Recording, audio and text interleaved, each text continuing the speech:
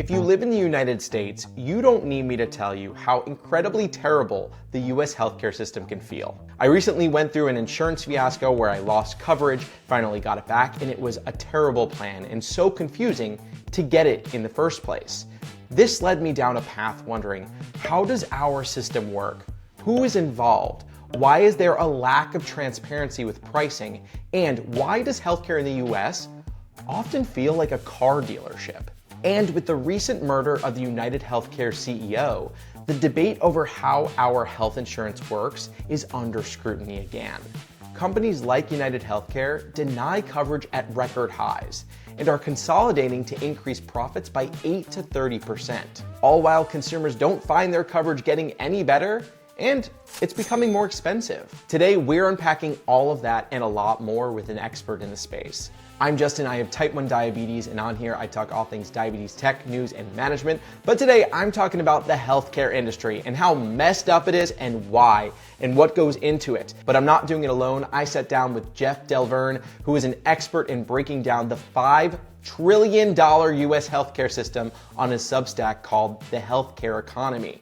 Outside of that, he is the director of payer relations at Beta Bionics, working to get medical devices available in pharmacies and at lower costs for consumers. We get into the players involved in the healthcare system and the consolidation of the industry, why pharmacy benefit managers are making record profits, the lack of transparent pricing, why that exists, the Affordable Care Act, also known as Obamacare, and how AI could revolutionize the industry as we unpack Microsoft's partnership with Epic to integrate generative AI into its electronic health record system. We also get into bipartisan legislation that could force insurers and pharmacy benefit managers to sell its pharmacy businesses. New episodes of this show release every Monday on podcast platforms and on YouTube in video form. Be sure to subscribe on YouTube and give the video a like if you're watching there. Keep in mind that anything you hear on this podcast is not medical advice. Always consult with a physician before making changes to your healthcare. Jeff, it's so great to have you on the show. I want to start with the most current events. So the CEO of United Healthcare was murdered, and the response by our country has been very surprising. People have reacted in celebration, in anger over their own experience. What has been the dialogue that's kind of come out of this? Yeah, it's interesting if you follow it on social media. The reaction, I think, is people being very frustrated over the last several decades of how complex the system is, the out-of-pocket costs, the escalating year-over-year costs, and obviously confusion. And then I think a lot of people feel like the system, the healthcare system in the U.S.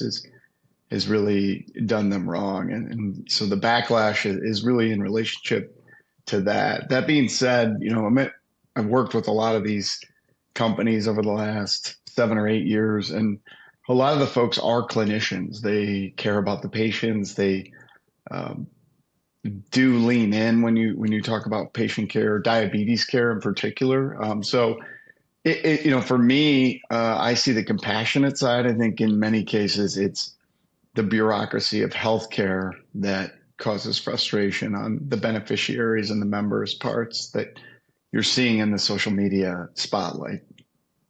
Why are people so fed up, especially as it relates to United Healthcare?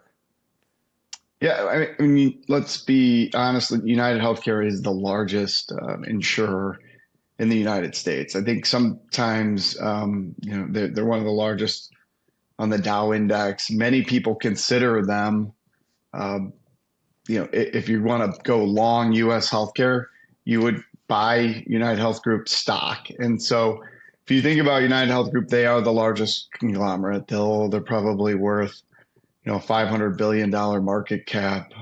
That's 12x since Obamacare. They are now the largest employer of physicians, the third largest pharmacy benefit manager, or PBM. They own Optum Insights, which is a large tech firm, Change, which I remember A lot of you remember why you couldn't get your prescriptions in February, March because of the Change Healthcare hack.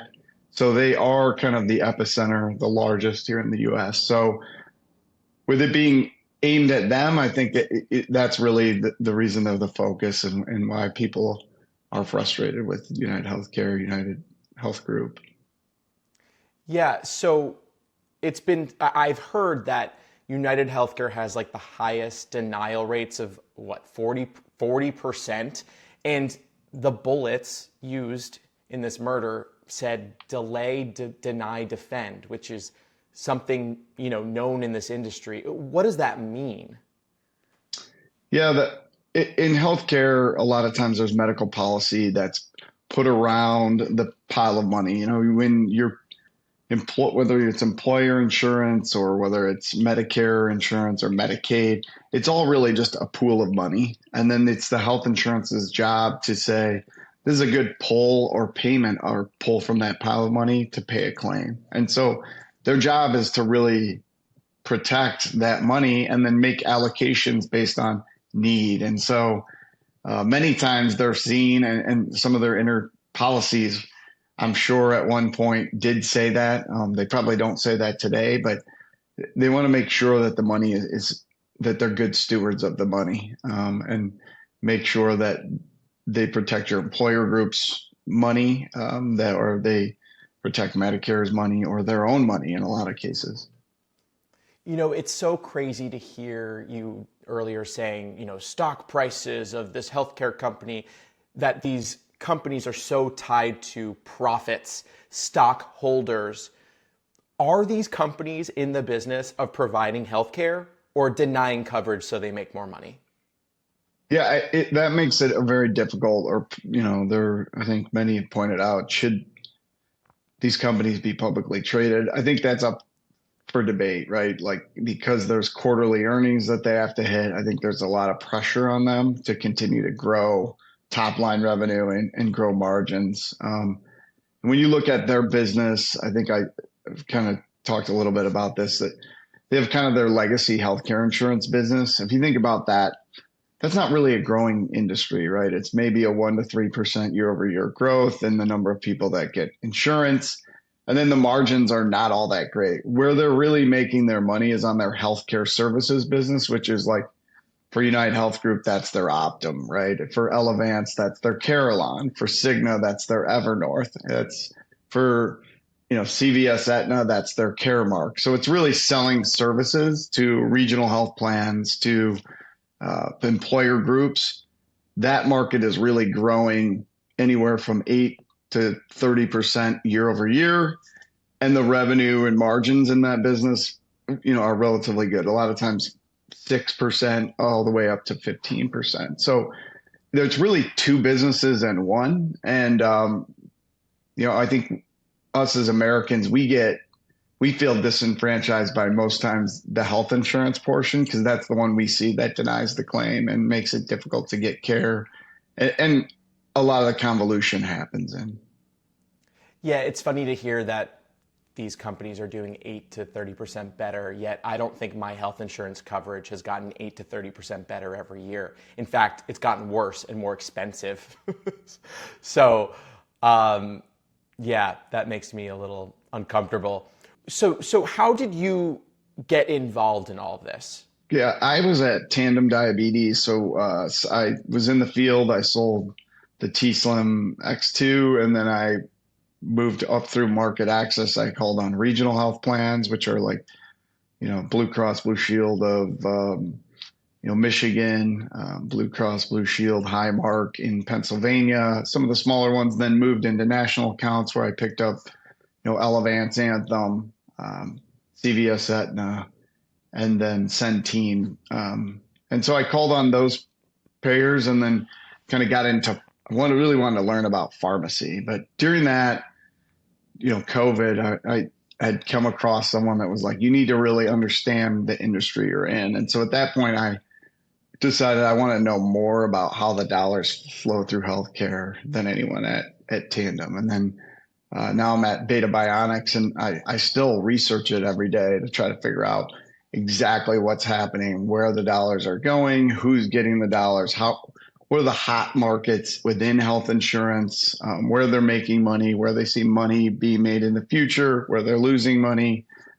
So for me, I never thought I would fall in love with health insurance as someone coming out of college, but working in the diabetes industry at Beta Bionics, we're really focused on how do we make diabetes tech affordable. That's one of the largest barriers to care that we hear about. As someone that was in the field, I had the advantage of, hearing from the providers, meeting with families of type 1s, and then meeting with the type 1s. And the largest complaint that I would hear would be my pump's out of warranty and my cost is $6, $8, $12, $1,400 to get an insulin pump. And so my quest and our quest at Beta Bionics is to lower that out-of-pocket cost so that you don't have to bear as much of the brunt. In your time doing this, what about the system has made you feel icky? I think probably the biggest thing was just the consolidation, right? So I guess I'll jump right into it. It's like with Obamacare, right? Like there's a lot of really good things about it. I try to walk, a center line and be very objective when I look at things. And so for me, it was like Obamacare was great because 21 million Americans now have health insurance. And so that I think is a plus. I think that has doubled over the last 5 years. So it is getting some momentum. The government is starting to subsidize premiums. So say you don't qualify for Medicaid, but now there's an option for you to get coverage and have it subsidized by the government in the form of Obamacare or Marketplace or ACA or exchange, whatever you want to call it. The negatives of it, I would say, was they were trying to get at the health insurance companies to say, we want you to spend 80 to 85 cents of every dollar you take in premiums on care. And I think that came from a really good place. But the way that manifested now is that United Health Group spends that money, that 80 to 85 cents, but they do it in assets that they own.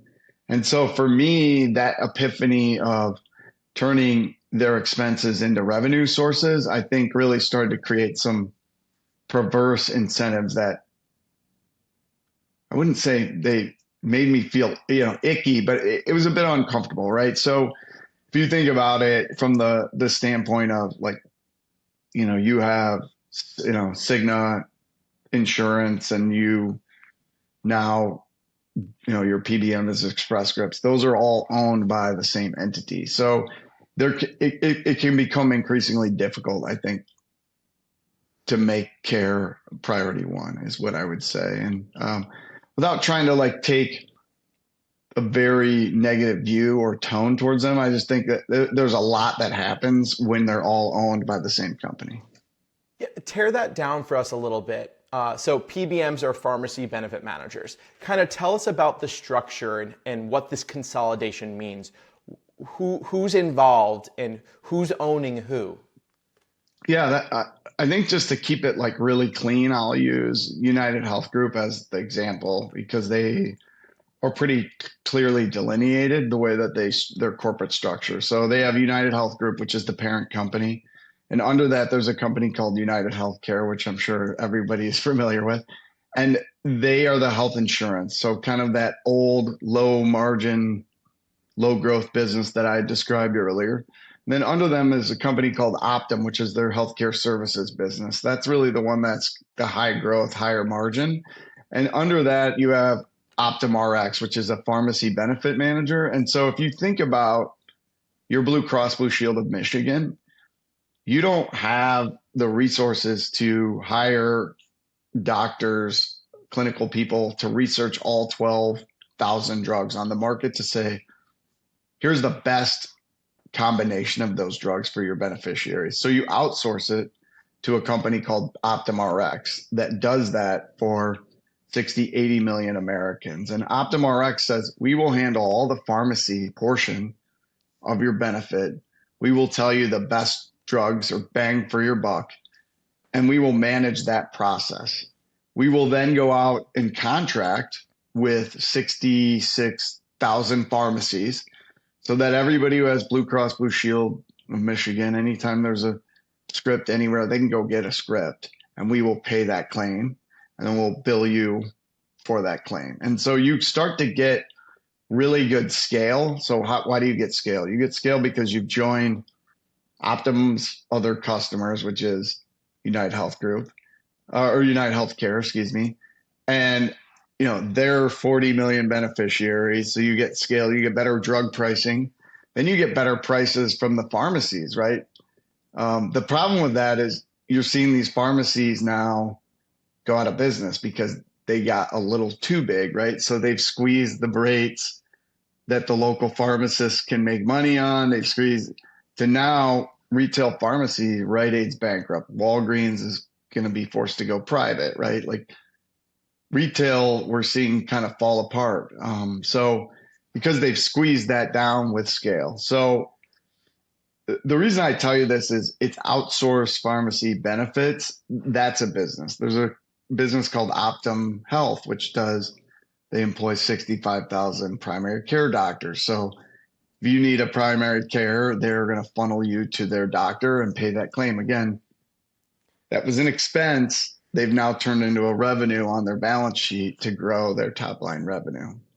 So basically what you're saying is if you have United Healthcare insurance, you're going to be incentivized to go to a doctor that's part of Optum Health that's owned by United Healthcare and use Optum RX to get your prescriptions, which is owned by United Healthcare. So the money is just transferring between companies that are all part of the same larger company, right? Correct. And there is, in insurance plans, I've been looking a lot lately, it's kind of what inspired all of this, they incentivize patients to get mail order drugs rather than go to their local pharmacy. It's cheaper for me to order from the preferred mail order than go to the pharmacy. It's actually cheaper to get that 3-month supply. So they are telling people, no, you want to save some money, go to our people. But it's really them that we're paying. They're all the mail order pharmacies. That's part of it, right? So if you're Blue Cross Blue Shield of Michigan and I'm trying to sell you as a PBM, I'm basically going to say we do really good, better than most at converting people from retail pharmacy to mail order, our mail order. And it's 18% cheaper. Your employers, whoever it is who's buying insurance from you, is going to have cost savings. So paint us a larger picture of the industry in the US. How big is the health insurance industry? Yeah, it's a $5 trillion industry today of a $24.5 trillion GDP. So, if you zoom out, right, it's about 20 cents of every dollar is spent on healthcare. So I think it's at the top of everyone's list in terms of all these health tech companies to really be able to drive change and make the system better. Because you're going to unlock a lot of productivity, investment. As those dollars come out of healthcare, you're going to have companies that are spending, it's the second largest line item on their balance sheet.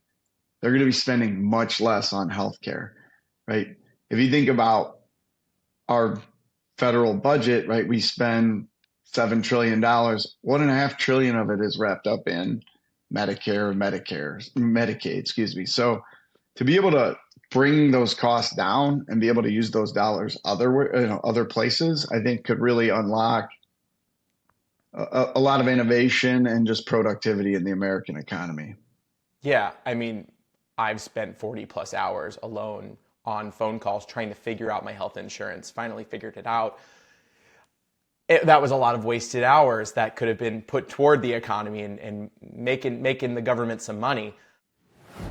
This episode is sponsored by Omnipod. You guys know that staying connected to the tech world is important to me, but what's also important to me is my insulin pump. Omnipod 5 is tubeless and waterproof, which means I never have to disconnect from automated insulin delivery, even when I take a shower, go swimming, or go to the gym. Staying connected to my insulin pump means I'm spending more time in automated mode, which ultimately helps me spend more time in range. See if you're eligible for a 30-day trial by visiting omnipod.com/diabetic. On there, you'll see full safety and risk information and trial terms. Again, that's omnipod.com/diabetic.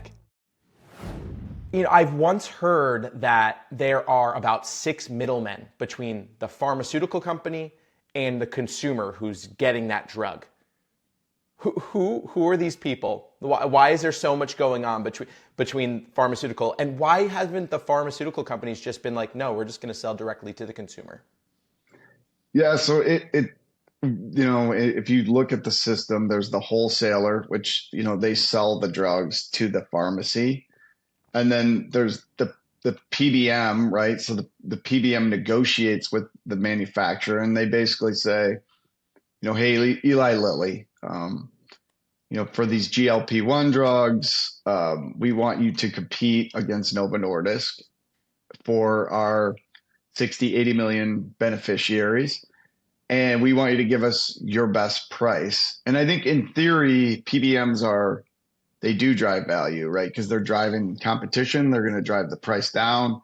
Where the kind of creates a lot of issues is more around what I said before is, the rebating structure on that can create some perverse incentives. So what do I mean by that? I mean, like, the PBMs are judged by their scorecard, really. Like, how do you know you're doing well?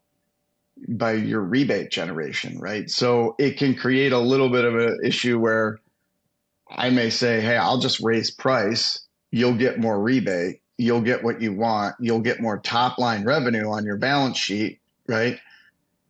But now we've raised AWP and we've raised WAC. AWP is the average, wholesale price. WAC is, wholesale acquisition cost.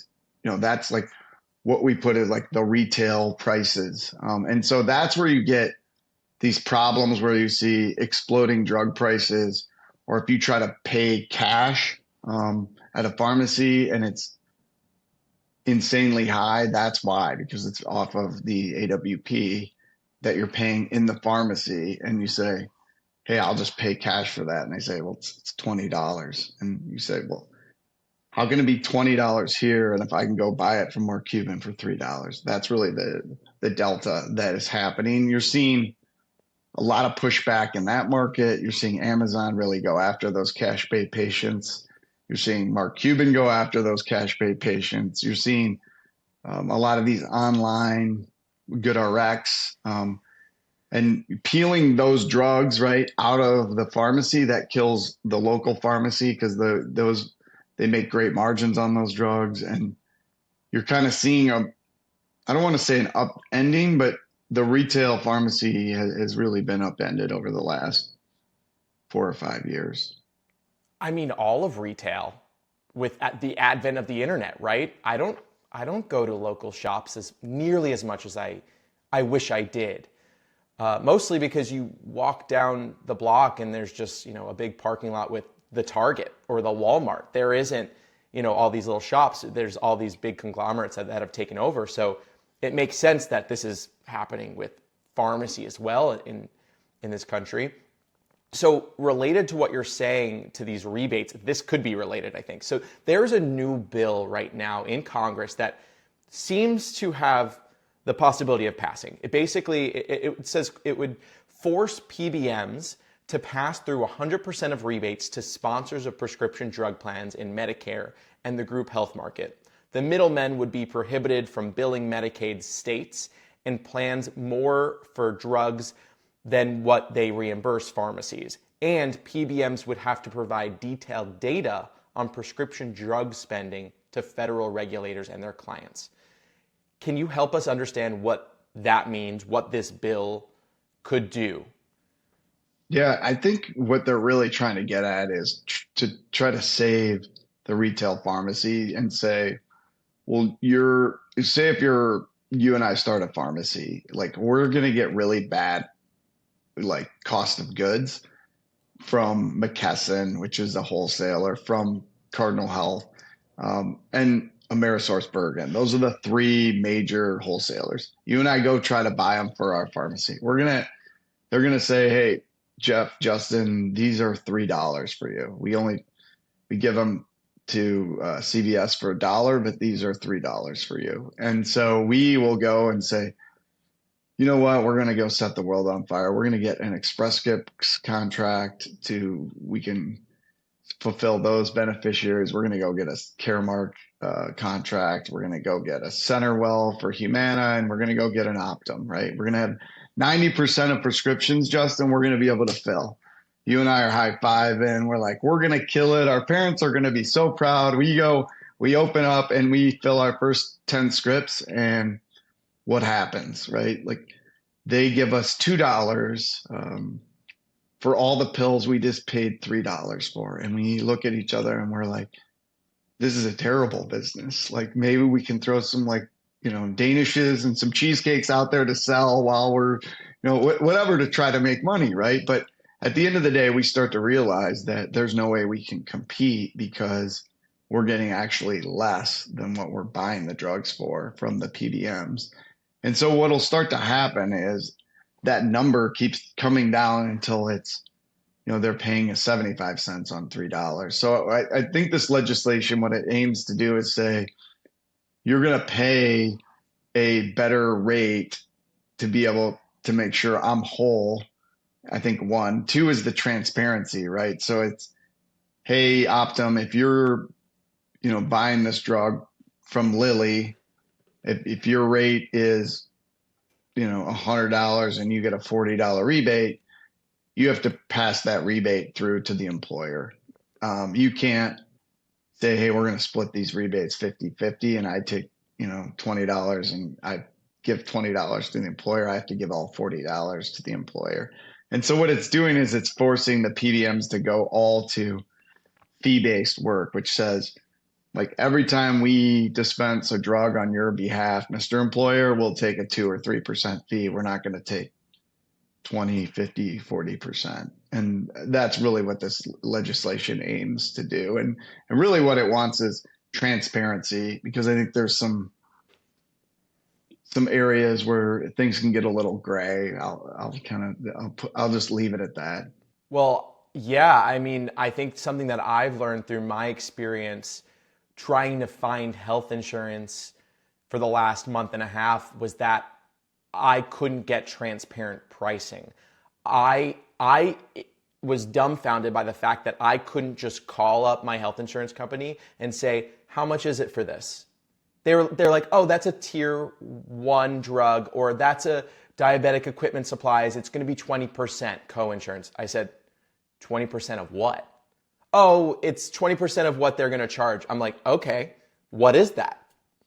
I would like to know the price of this before I get it. They're like, oh, we'll tell you the price once you have the insurance. No. Why is pricing for health insurance like a car dealership in this country? That's what it feels like. And it's my health. Yeah, no, I shouldn't laugh, but in diabetes, it can have a lot of nuances because you have, medical benefit claims, which, are more co-insurance claims. And then you have pharmacy benefit claims, which are designed, it's cash on delivery. It's designed for a lower copay. So that's why you have the tiers. It's real-time adjudication. So they know immediately, you hit a switch at change, it tells you the exact price, and today, here's what I have to pay, right? Well, on the medical benefits side, they do not have real-time adjudication. So if you buy tomorrow instead of today, a different claim may have hit your insurance today that may impact what you pay tomorrow. So it's a hugely different system. I think where you're at in the year on the medical benefit really changes what your responsibility versus a pharmacy. It's a little bit easier to predict, and especially because I'll say this, the tech stack in pharmacy is a little more innovative than it is on the medical benefit side. And in diabetes, it's the worst of both worlds because you have some claims on medical benefit, some claims on pharmacy.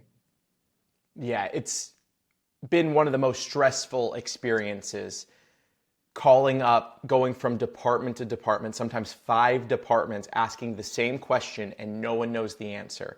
Then I finally got prices from one of my health insurance companies. And then through this search, I wound up also having one of my followers wanted to start helping me. He called the same health insurance company, got different prices for the same questions. And then one of the pump manufacturer that I use, they gave me prices for the insurance. All 3 prices for drugs were different. And it just doesn't make sense to me.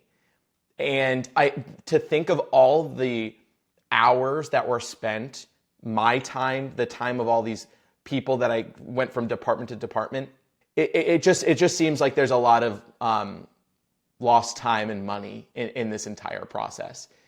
It's crazy. It's very complex, and there's times where, like in our team at Beta Bionics, where not everything's cut and dry. And so I will have to look at something and then dig into it and then really, really dig into it. And it's almost like an encryption at some levels. And I think I can't even imagine as just a general consumer how difficult it would be.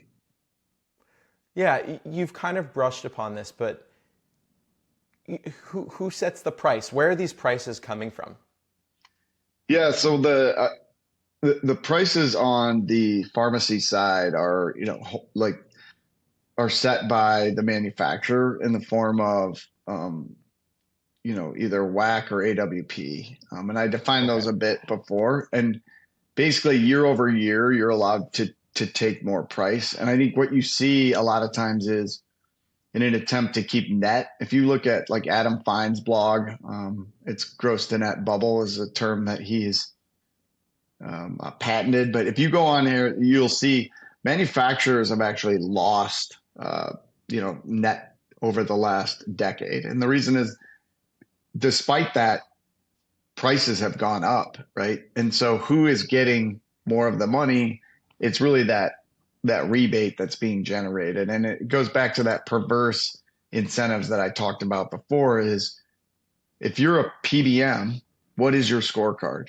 Like, say you and I start a PBM and we go in and we say, hey, Boeing, you should use Justin and I as your PBM. They're going to go, Justin, Jeff, like, what did you generate in rebates last year? And you and I are going to say, How much money are you going to save us, right? yes. Is that what they want? Okay. And they want to know, how great are you? And so that's their scorecard, right? So in many cases that, they're trying to generate larger and larger rebate dollars. And you're touching on something that we haven't really directly spoken about, which is companies. Often cases, a lot of people get their health insurance in the US through where they work. These companies, what is their role in health insurance? Are they paying for these plans?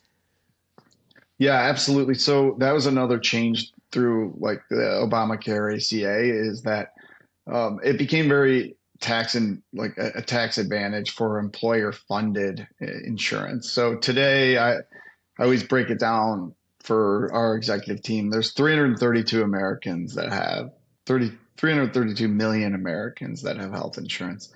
About 175 million of them are commercial insurance. Okay, so we'll say half, just over half, just to keep the math clean. And of that, 87 to 90% are self-funded. And so the insurance company, your United Healthcare, your Cigna, is just a middleman. So you're just using their network, their contracts with the doctors, with the hospitals, with the cardiologists to get a better price. And so your employer actually pays that claim. And so back to your original question around the UHC president or CEO being assassinated, my first thought was, gosh, I hope that it wasn't a self-funded employer group, because he could have just called his HR to have them assist to get through some of the UHC bureaucracy, because that bureaucracy by UHC is created to help the employer make sure that the pot of money that the employer put aside for health insurance is spent wisely. And so 87 to 90% of the time, that is the case. They're just a middleman and taking a fee to use their network to pay those claims. Where does this pot of money come from? How is it determined how much money Boeing pays United Healthcare at the top that then United Healthcare has to divvy out? Yeah, so like every year they're going to look at their 3 or 5 year historical claims, and they're going to say, here's what we've spent over the last 3 to 5 years. Here's what we've grown. Here's maybe a few patients with some rare conditions that we need to keep an eye on that probably are going to need some expensive drugs that we're going to need to take care of. And then every year they'll work with their employer broker to say, all right, here's the carrier we're going to use. They call them the BUCAs. So you can use the Blues Network. You can use United, which, we've beat it, we talked at length. Cigna or Aetna are kind of like the BUCAs. Basically, they bid on those large employer groups every year. They work with HR and they talk through, all right, we think our spend this year, Justin, is going to be $6 billion. Here's like the programs we want to institute. We want to lean into diabetes. We want to do this. We want to do that. And then they work with United to say, all right, let's pick a formulary. So that's when Optum comes in and starts to say, here's some drugs that we think you should cover as the best bang for your buck. Which, by the way, I believe you had told me in our prior call that these health insurance companies also own generic drug companies. Yeah, so if you think about like... Are they saying, hey, you should get this drug? By the way, we make it and you're paying us. Well, that's like the newer thing is like, so if you look at like CVS now owns Cordavis, which is a big biosimilars. So they're partnering with biosimilar manufacturers to bring lower cost drugs. So it's, if you think about it right this way, it's like Humira was a huge biosimilar drug. It was, biologic. Now it's biosimilar. So what happened is that's a $20 billion a year spend, right?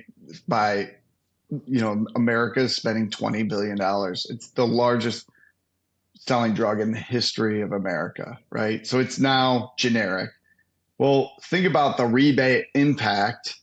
So if Humira was paying 30% in rebates, that's $6 billion in rebate dollars that the PBMs are now going to be basically losing. And so I think in a lot of instances, they said, all right, how do we recapture some of those dollars? And they did it in a way where they said, all right, we'll partner with some of these biosimilar, provide it at a much lower cost to the patient, but now we're on the manufacturer side. So we make our money there instead of, I think you're going to see that, Stelara is a big one that goes biosim next summer. You're going to start to see them shift those towards biosimilars where they have a joint venture with a manufacturer. So that's really been, I think, the gold rush for 2024. If I was to say there's something that they're excited about, it's the biosimilar market. They see that as like $100 billion market towards the end of the decade. Specialty pharmacy is a very hot space. If you think of, $5 trillion spend, pharmacy is a $700 billion a year spend. So it's big. 375 billion roughly is specialty drugs. So they really are leaning in to that space. And I think the thought is if you can help Boeing manage some of those bigger expenditure dollars in specialty pharmacy and give them savings, Boeing's going to continue to use you because they're going to see value in you bringing cost savings to the employer. What about the fact that I've heard the U.S. spends $13,000 per person on healthcare in this country, compared to everywhere else in the world, $6,000 to $8,000. That's nearly double we're spending nearly double on healthcare. Meanwhile, we're all humans. Maybe our food's not so great here, and that could be part of it. But what's going on there? Yeah, no, I think you're obviously, I mean, let's, you and I have kind of like talked around it, but our system creates perverse incentives that then create year over year growth of the cost of goods, right? And the cost of care, the cost of everything. So there is no doubt that inflation in healthcare over the last 30 years is out of control. And you're seeing that, right? But additionally, it is we do not eat healthy compared to other countries. We do not exercise compared to other countries. So it's difficult to say, is our care really bad, or is our it's kind of like comparing the cars in Cuba, right? Like they have all like 1960 Chevys versus the cars in the US. So we just are not treating ourselves very well. And so when you look at the largest expenditures in Medicare's budget, like 7 of the 10 chronic diseases are related to diabetes, weight, and cardiology issues caused by that. So it's really difficult to say, we spend X more than this country and make it an apples to apples comparison. Today's episode is sponsored by T1D Exchange. You can directly make an impact on diabetes healthcare, treatments, and technology by participating in the T1D Exchange registry. It starts with a simple survey about your life with T1D, and it only takes about 15 minutes. After that, you'll have a personal portal with ongoing T1D study and survey opportunities. Plus, some of these studies even offer compensation. Signing up with the link in the show notes helps support my channel, and it allows me to continue putting out free content. You can sign up at t1dexchange.org/diabetic or click that link in today's show notes. So I didn't really start thinking about healthcare until probably after the Affordable Care Act is when I started to get involved. I was diagnosed with diabetes well after that was passed. What did the Affordable Care Act, Obamacare, aim to fix, and did it succeed? Yeah, I think a couple of things that it really aimed to do is upgrade the overall tech stack of healthcare. So with EHR, forcing doctors to go from writing down their chart notes to putting them in some sort of clinical electronic health records. Correct. So that was a big leap forward. Obviously, like creating some synergies amongst like doctors to be able to, try like value-based care, some of those things that did really well. I believe that, non-excluding pre-existing conditions was big. I think that was something that we all needed to kind of like chip into.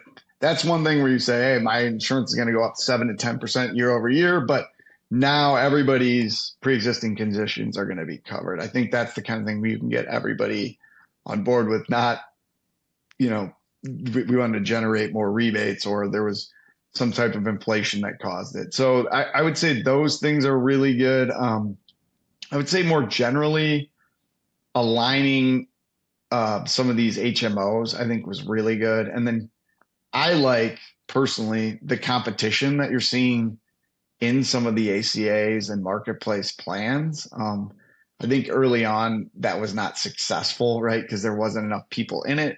There wasn't being subsidized by the government. I think more recently you're starting to see that in each state as more and more providers come in. You're starting to see the original intent of the Affordable Care Act bear. And I think over the next 3 to 5 years, assuming that President-elect Trump continues those subsidies that he put in during the public health emergency and then Biden later extended, I think you'll really see that as a great line of business for Americans that I think fall into kind of like a gap that's really a dangerous gap where you don't have any coverage and you still don't qualify for Medicaid.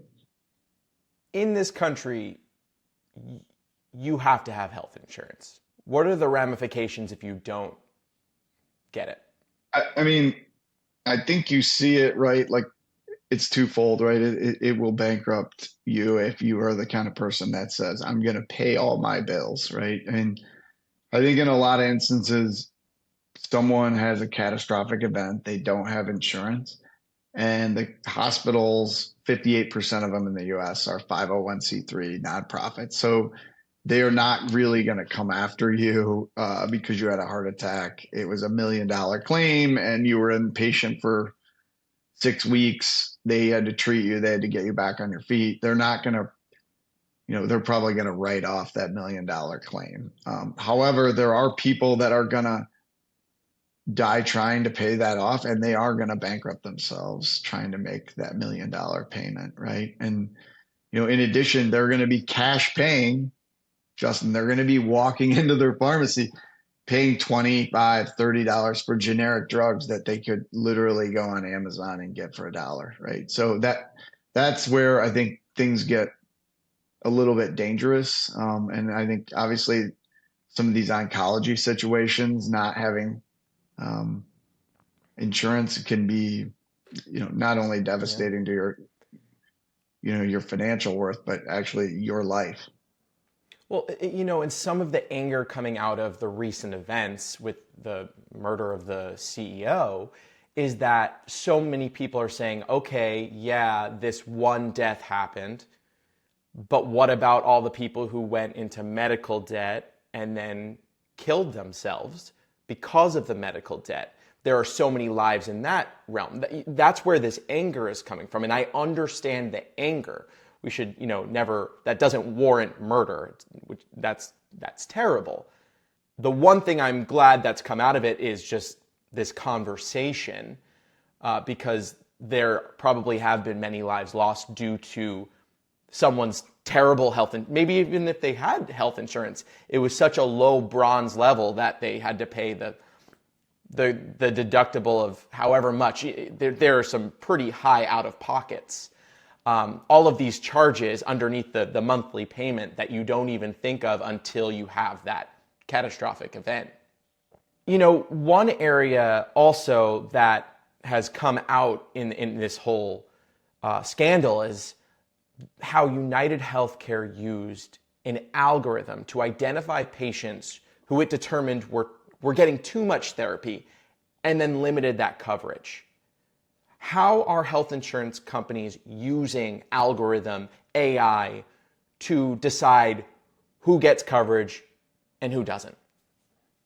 Yeah, I think you're seeing it in the last, I'll say 12 months where they're really starting to use it in their back office. I think the intent would be to try to leverage AI to actually get some cost efficiencies and reductions to say, all right, prior auths, right? Like, if they cost us $50 to do today because of a human, right? Like we get the documentation, we have to have a nurse review the clinical notes and say, all right, is this $5,000 claim a good use of Boeing's money? And say it is, we approve it, right?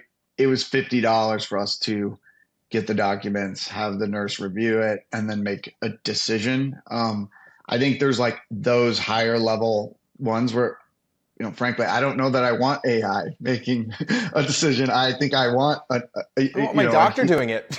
yeah, yeah. So I think there's like that, and then there's like a lower level, right? Like, this is your ADHD med. It's generic. It's $3. Like, do we really need to be paying a $50 an hour nurse to deny or, approve that claim? Yeah. I think that's maybe where you'll start to see, in the near term, them leverage AI to say yay or nay, or hey, this person has tried to fill a 90-day script, 3 times this month, right? So maybe there's some abuse issues. We're going to deny that just based on the AI algorithm. So I think you're seeing that today.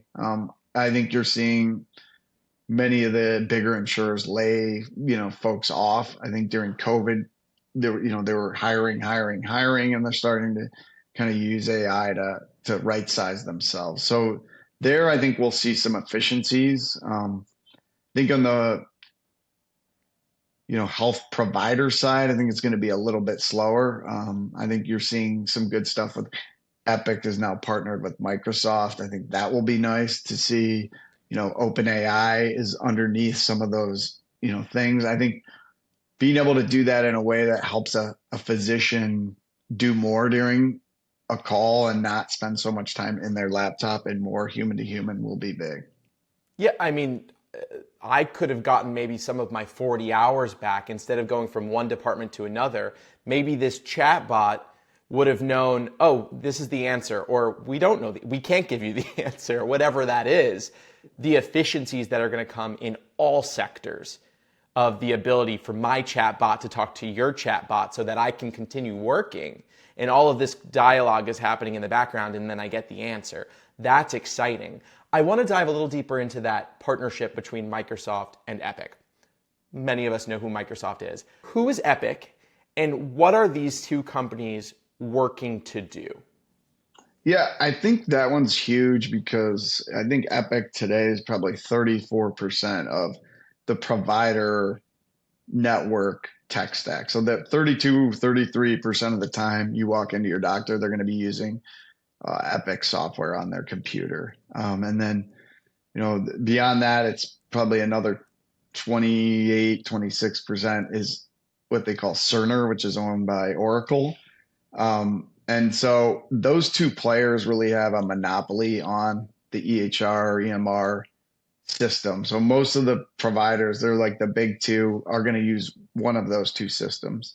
And historically speaking, they've done a lot of like innovation in-house. The problem that you see with that is like when you think of all the great tech that we are used to, you and I have grown up like with the apps, and all of that has really been built in Silicon Valley. Well, if you're making huge dollars, working on self-driving cars at Google, at Waymo, do you really want to move to Madison, Wisconsin and work for Epic on designing drop boxes on the doctor's EHR?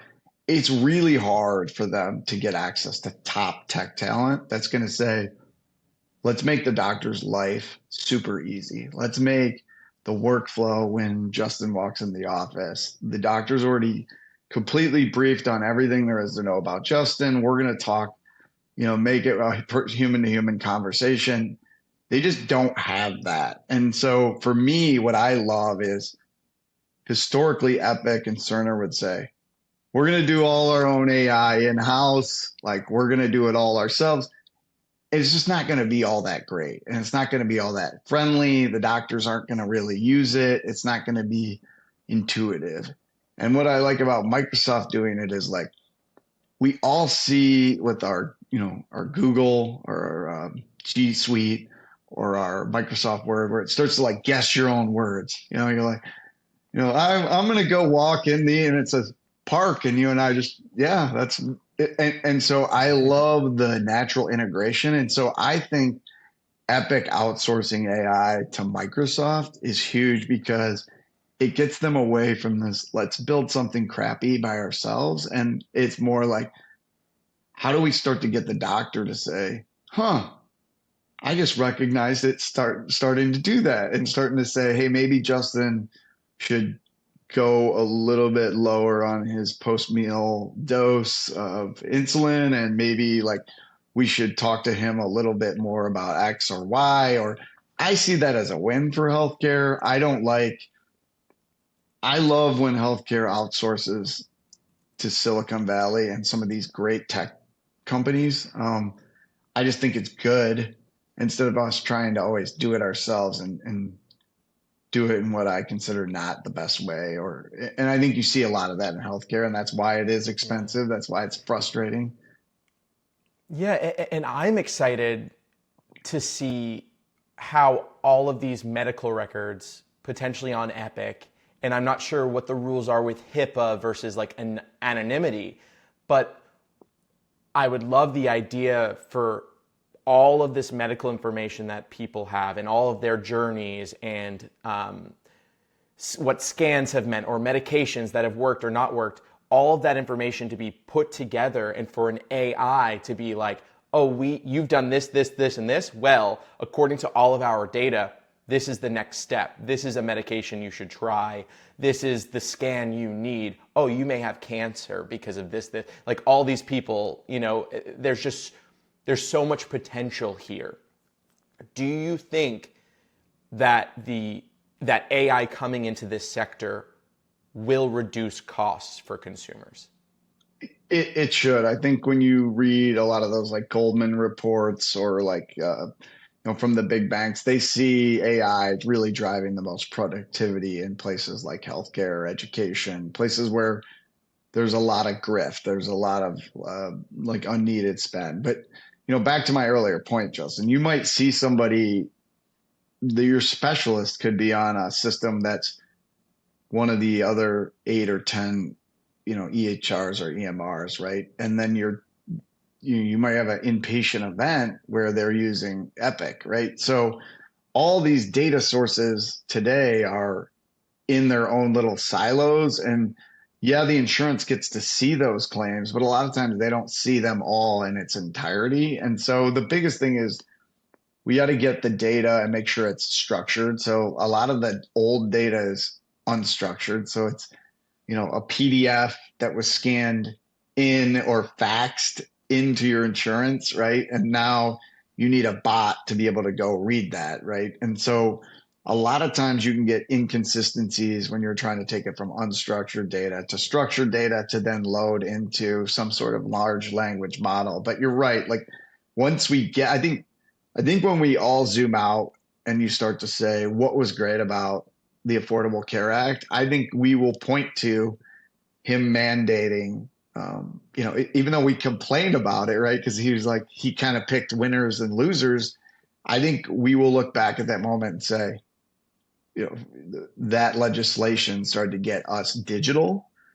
And then there's going to be another movement towards, structured data. And then to your point, you're going to start to, everyone's going to have the same access to all of Justin's data. And so you're not going to have to fill out the same form 62 times. The same questions, yes, every time. So do you think that that's the next natural step for our government to kind of come in and be like, all right, now we need all of these different platforms to go to the same place. Also, can they get rid of faxing? Why are we still faxing things? It makes no sense. Email. You could take a photo and then email from your device. Yeah, I think it speaks to kind of the general trend in healthcare. It's like anything that's like government regulated always has a big lag, right? Like if you think about like technology, right? Like when I was at Tandem, the T-Slim was there's a touch screen, right? And then now you kind of look at some of those tech, you're like, that was the same like iPhone 3G, right? So that was 2008 tech that we're using today. So it's like, how do we streamline our approval processes? How do we streamline so that we can get better and better tech to our patients, to our members? And I think you're starting to see that as some of these larger, I have a good friend at Microsoft and he sends me these ideas and sometimes I think I'm like the pressure test of what they're thinking about. And I'll be like, here's the hurdles of that idea, right? Like AI in a tech stack and this and that. And so, this last time he said, there's a lot of really big brains here that are thinking about this problem every day. And so if you think about it this way, it's a $5 trillion problem. It's now on a lot of smart people's radar. I think you're going to see some efficiency gains in the next, 3 to 5 years on the AI side because of you're going to see a tech stack united. I think Kaiser has a advantage, as I've said, because they use the same tech stack, right? So everybody, they own the payer, they own the hospital, they own the specialist, they own the pharmacy, right? So they can see all the claims in one spot. And so to your point, bringing it all in one area is really the key to drive efficiency in AI. Jeff, thank you so much for coming on the show. This was such a cool conversation. While it can be depressing at times where we are now, I think that the implications of AI and what's in the works do give me a lot of hope for the future of healthcare in this country, and hopefully reducing costs and really the cost of the headache and the time spent stressing out over all of this. So yeah, I appreciate you coming on the show.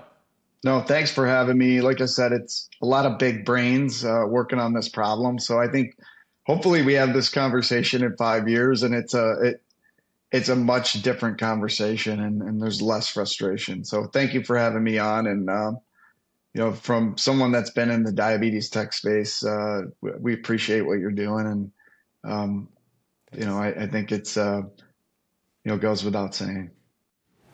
What do you think about the US healthcare system? Let me know in the comments. Has there been a nightmare situation you've been in? I want to hear it. Share it down below. I also want to know what you think the future of healthcare looks like, whether it be with AI or other technologies. This was such a fascinating conversation. Let me know if there's anything else you'd like me to cover in this realm, because I'd love to dive deeper into it. Other than that, I hope you enjoyed this episode. I'm Justin, and I'll see you next week.